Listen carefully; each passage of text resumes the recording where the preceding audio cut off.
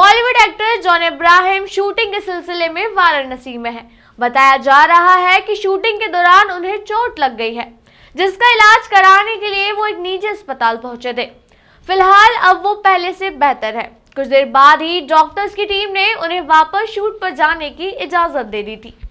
दरअसल इन दिनों वाराणसी में कई जगहों पर सत्यमेव जयते 2 की शूटिंग चल रही है। इस फिल्म के एक एक्शन सीन को शूट करते हुए जॉन अब्राहम चोटिल हो गए थे।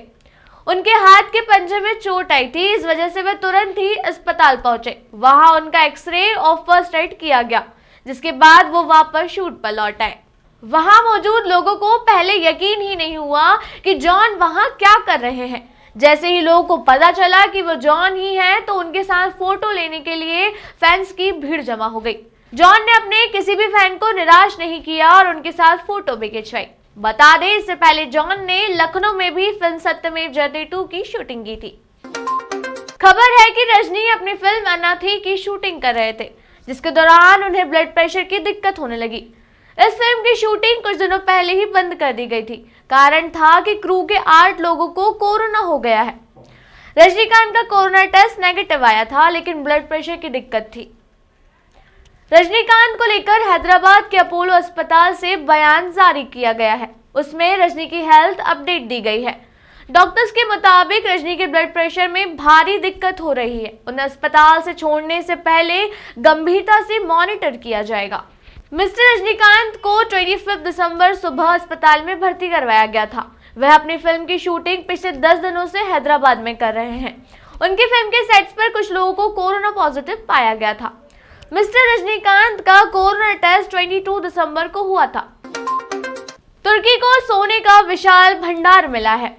स्टेट न्यूज एजेंसी की रिपोर्ट के मुताबिक करीब 6 अरब डॉलर यानी करीब 4,432 करोड़ रुपए की कीमत का 99 टन सोना सोगुट शहर में पाया गया है। सोगुट शहर में एग्रीकल्चर क्रेडिट कोऑपरेटिव और गुबरेट्स उर्वरक उत्पादन कंपनी चलाने वाले फाहतरीन पॉयरोज ने इस बात की जानकारी दी है। पॉयरोज ने कहा कि इसकी कीमत करीब 6 अरब डॉलर होगी। यहाँ 2 साल के अंदर सोने का खनन शुरू कर देंगे, ताकि जिससे तुर्की की अर्थव्यवस्था को मजबूती मिले। इस खबर के बाद गुबरेट्स के शेयर्स में 10% बढ़ोतरी दर्ज की गई है। पॉयरोज ने बताया कि उनकी गुबरेट्स उर्वरक कंपनी ने साल 2019 में कोर्ट के फैसले के बाद एक अन्य कंपनी से इस जगह का नियंत्रण हासिल किया था। उनकी शादी पर हर किसी की निगाहें टिकी हैं। जैसा कि हम सब जानते हैं कि 2019 से ही खबरें जोरों पर हैं कि ये कपल शादी करने वाला है, लेकिन अब पहली बार खुद रणबीर कपूर ने आलिया भट्ट के साथ अपनी शादी पर मुहर लगाई है। आपको बता दें, हाल ही में एक इंटरव्यू में रणबीर कपूर ने आलिया भट्ट के बारे में बात की, साथ ही शादी के प्लान्स भी बताए। रणबीर ने आगे बताया कि अगर हमारी जिंदगी में ये महामारी ना होती तो अब तक हमारी शादी हो चुकी होती। बॉक्सिंग डे 26 दिसंबर से शुरू होगा।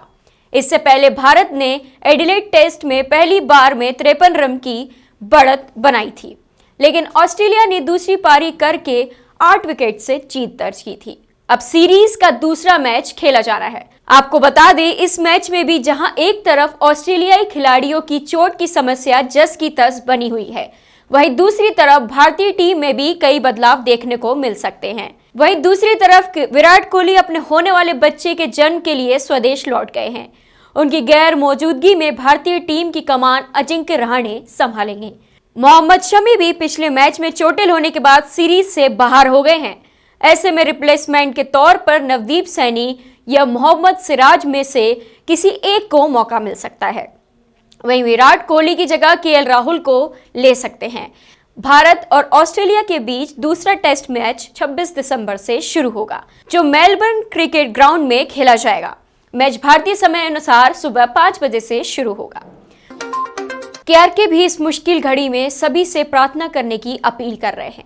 वे बताते हैं, 14 साल की उम्र से मैं अपनी मां से दूर रहा था, लेकिन फिर भी मुझे विश्वास नहीं हो रहा कि वो अब हमारे बीच नहीं रही। मैं आज आधा मर चुका हूं। मैं सिर्फ ये खुद को समझाने की कोशिश कर रहा हूं कि सभी को एक दिन जाना होता है, लेकिन मेरा ये दिल मानने को तैयार नहीं है। यूं तो सब जानते हैं कि केआरके हमेशा अपने विवादित बयानों की वजह से खबरों में रहते हैं। उनके हर बयान पर बवाल खड़ा होना भी लाजमी रहता है। वे कई सारे स्टार्स को ट्रोल भी करते हैं, लेकिन अब जब वे इतने दुखी हैं और जब उनकी मां का निधन हो चुका है, ऐसे समय में भी सिर्फ उनकी मां के लिए सब प्रार्थना कर रहे हैं।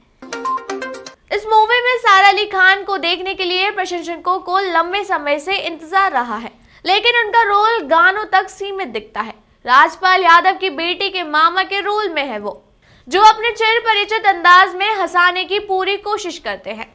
अगर इसकी कहानी की बात करें तो गोविंदा वाली कुली नंबर 1 में कहानी गांव पर आधारित थी, लेकिन इस बार लोकेशन को बदलते हुए गोवा कर दिया गया है। कहानी लगभग पुरानी ही है। कादर खान की जगह इस बार परेश रावल ने ले ली, जो अपनी कॉमेडी के लिए जाने जाते हैं। अब बात कहानी की करते हैं। गोवा के रईस कारोबारी रोजारियो का ख्वाब है कि उनकी दोनों बेटियों की शादी अमीर लड़कों से हो। बस से आए एक परिवार के रिश्ते को वे ठुकरा देते हैं और अपमानित भी करते हैं, जिसे पंडित जय किशन लेकर आए होते हैं। इसके बाद वे उन्हें सबक सिखाने में जुट जाता है। इसी बदले के लिए वे रोजरियो की बेटी की शादी कूली का काम करने वाले वरुण धवन से करा देता है। फिल्म में सारा अली खान का नाम सारा ही रखा गया है। शादी करने के लिए राजू यानी कि वरुण धवन नाम बदलकर करोड़पति कुंवर महेंद्र प्रताप सिंह बन जाता है, पर यह चाल कामयाब नहीं होती और असलियत खुल जाती है। इससे बचने के लिए राजू जुड़वा भाई की कहानी बन लेता है। सारा से शादी के लिए वह एक के बाद कई झूठ बोलता जाता है और बाद में मुसीबत में फंस जाता है। जावेद जाफरी, राजपाल यादव जैसे कलाकारों ने अपने छोटे रोल में न्याय करने की कोशिश की है। हालांकि ये कह सकते हैं कि कमजोर स्क्रिप्ट के चलते एक्टर्स के पास ज्यादा कुछ करने का मौका नहीं था। निर्देशन के बारे में हम कुछ बात करेंगे। भले ही किरदार और लोकेशंस बदल गए हैं, लेकिन कमजोर निर्देशन और डायलॉग सही न होने के चलते दर्शकों को बांधने में असफल रही। 1995 से 2020 तक के इस वक्त में काफी कुछ बदला है, लेकिन ऐसा लगता है कि डेविड धवन पुरानी मूवी की सफलता को अब भी भुनाने की कोशिश में जुटे हैं। इस खास दिन पर हिंदू धर्म के महाग्रंथ गीता, भगवान श्री कृष्ण और महर्षि वेद व्यास जी की पूजा की जाती है। ऐसा कहा जाता है कि दुनिया में कहीं भी किसी भी पवित्र ग्रंथ का जन्मदिन नहीं मनाया जाता, केवल श्रीमद् भागवत गीता की ही जयंती मनाई जाती है। इसके पीछे की वजह यह है कि अन्य ग्रंथ मनुष्य के जरिए संकलित किए गए हैं, लेकिन श्रीमद् भागवत गीता का जन्म स्वयं भगवान श्री कृष्ण के मुख से हुआ है। वही बात करते हैं इस जयंती के महत्व की।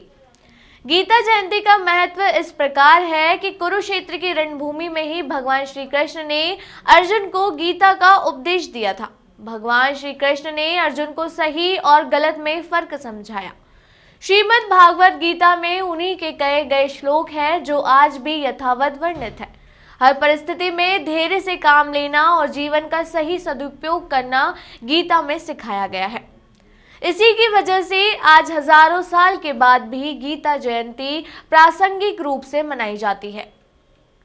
गीता के जरिए ही लोग अच्छे बुरे कर्मों का अंतर समझ पाते हैं। आज तकरीबन हर हिंदू के घर में श्रीमद् भागवत गीता आपको देखने को मिल जाएगी। कई घरों में इसका निरंतर पाठ होता है। समय समय पर इससे जुड़े श्लोकों के महत्व को गीता पाठ का आयोजन करके समझाया जाता है, जिसमें हजारों लाखों लोगों की भीड़ उमड़ पड़ती है। कल केंद्र की ओर से किसानों को फिर से चिट्ठी लिखकर बातचीत की टेबल पर लौटने की अपील की गई। सरकार की चिट्ठी में कहा गया कि वो सभी मुद्दों पर खुले मन से बातचीत करने के लिए तैयार हैं। सरकार के नए प्रस्ताव पर क्या जवाब देना है, इसे लेकर संयुक्त किसान मोर्चा की बैठक आज दोपहर 2 बजे से सिंघू बॉर्डर पर होगी। आपको बता दें, किसानों और सरकारों के साथ सुलह की कवायद को लेकर पिछले 5 दिनों से सरकार का ये दूसरा पत्र है। सरकार ने किसानों को भेजी चिट्ठी में लिखा है कि किसानों के मुद्दे को हल करने के लिए सरकार गंभीर है। न्यूनतम समर्थन मूल्य से जुड़ी कोई भी नई मांग जो नए कृषि कानून के दायरे से बाहर है, उसे बातचीत में शामिल करना तर्कसंगत नहीं होगा। आपको बता दें, सरकार किसान के हर मुद्दे का तर्कपूर्ण समाधान के अपने प्रतिबद्धता को दोहराती है। सरकार ने कहा कि नए कृषि कानून से न्यूनतम समर्थन मूल्य पर कोई प्रभाव नहीं पड़ेगा और सरकार इसके लिए लिखित आश्वासन देने को भी तैयार है।